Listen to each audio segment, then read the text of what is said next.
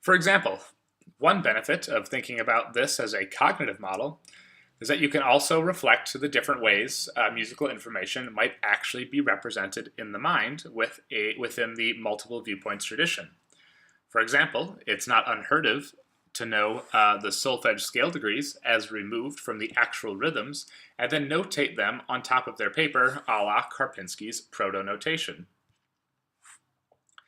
By having multiple representations or viewpoints in the prior knowledge, the model can accommodate this. An exact match is not found on the first pass, so the model would have to look in a different set of representations as represented by the prior knowledge. Of course, this means more searching and more loops to look through all these different tables, but again, this reflects the student working harder. The model tracks every loop, and more loops mean more difficulty.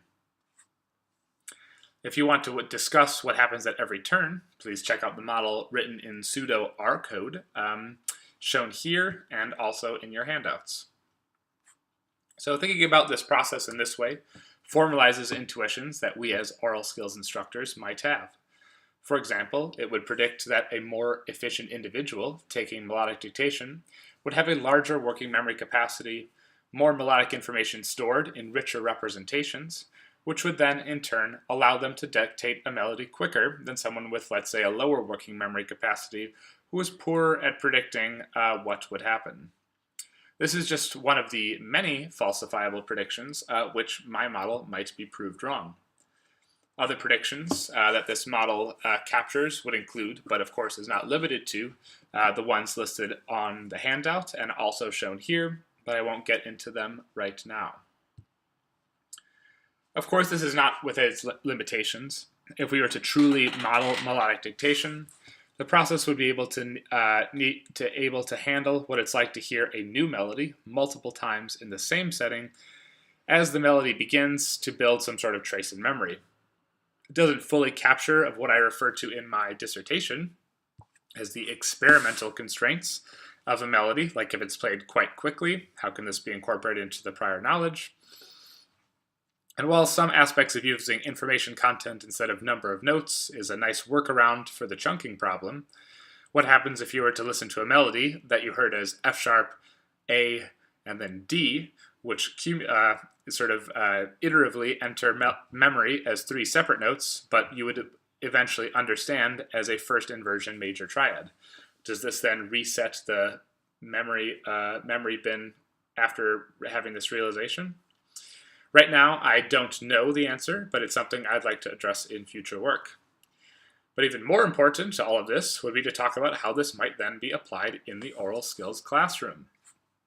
So, if this is all true, one of the main practical applications of this might be to try to use melodic dictation and its derived information content measures in order to create a more linear path to success for students in the classroom, assuming these measures of information content can be mapped to difficulty.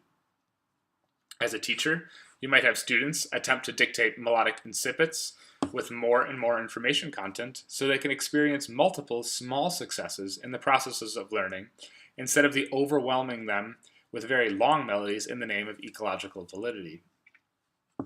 Maybe one day this will be incorporated into a learning app to complement classroom learning. And another application of this might be to focus on adding modules to oral skills curricula that follow something analogous to a musical Zipf's Law situation, where students first learn to recognize small common tonal patterns, then move on to bigger building blocks. This could be some sort of theoretical basis to mirror the fact that you only need 135 different vocabulary words to make up half of the representation of the few million words in the Brown corpus, which is a collection of over 500 samples of the English language from texts from the 1960s, which the pattern, I'm sure, also is established in later years. So maybe this is also a case for using a similar phenomena in music. The same type of skewed distributional patterns exist in musical corpora, so I don't think that the idea is too far-fetched. This framework would also make it possible to pick difficulty of dictation exercises based on pre-established musical parameters, which I'm also interested in. So hopefully I have succeeded here in my goal of showing that it's possible to take a complex perceptual process like melodic dictation and break it down into its component parts, and the advantages of doing so using a cognitive as opposed to rule-based theories. It's now here, ready to be critiqued, and if nothing else comes from it, it will hopefully just continue to act as a springboard from which we continue to bridge the gap between music cognition and music theory pedagogy. Thank you very much.